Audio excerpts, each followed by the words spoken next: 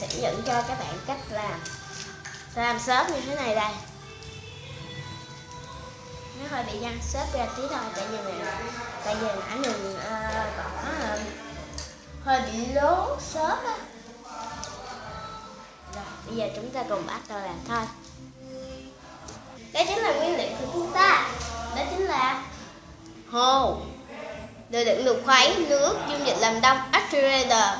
Mọi người cũng có thể sử dụng dung dịch rơ miệng nha. Mình sử dụng bột gas thay với nước, kem cạo rau để cho nó xốp. Bây giờ chúng ta bắt đầu thôi. Đầu tiên mọi người sẽ cho hồ vào.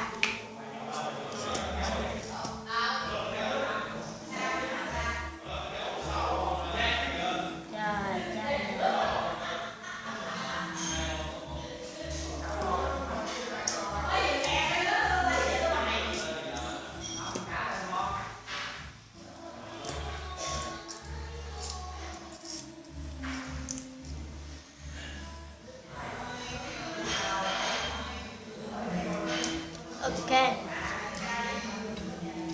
Thế đó mọi người sẽ cho nước nhiều hơn lượng hồ. Mọi người nếu mà hồ, mấy cái bạn mà thứ nó không đặc á thì mọi người cho lượng nước bằng lượng keo. Thì cái này thì cái lượng nói chung là keo mình nó đặc á nên mình sẽ cho nước nhiều hơn. Sau đó mọi người sẽ cho kem cạo rau vào và cái điều quay.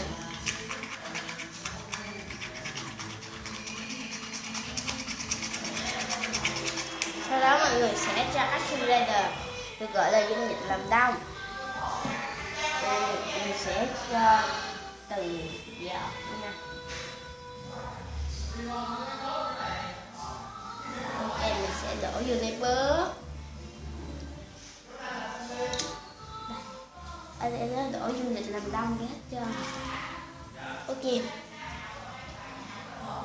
Thôi, kệ đi. Rồi. Cái điều.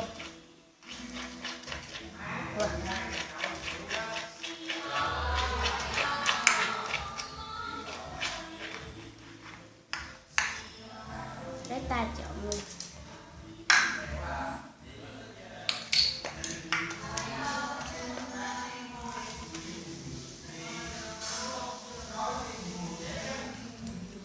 Mọi người nhớ là cho cái cục slam của mọi người nó dẻo, nó đừng có đông cứng luôn á.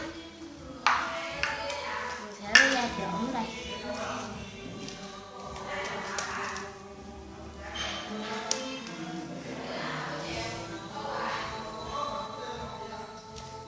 Rồi, thì cái này thì mọi người làm cho slam nó dính một chút nha. Khi bỏ xốp thì nó sẽ không dính tay. Rồi, bây giờ mình sẽ cho xốp vào nha.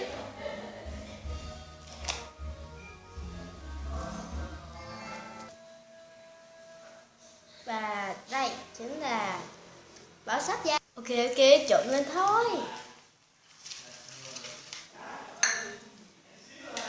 Chúng ta trộn được. Đây thì mọi người cũng có thể thấy nha. Sau khi bỏ xốp thì nó ít dính lại á.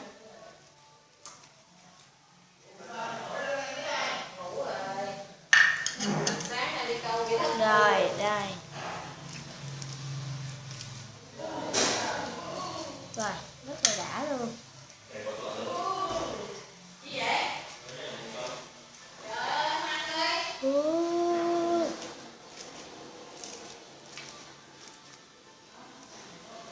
Video của mình đến đây kết thúc. Nếu như mọi người thích video này, mọi người nhớ nút like và subscribe trên kênh.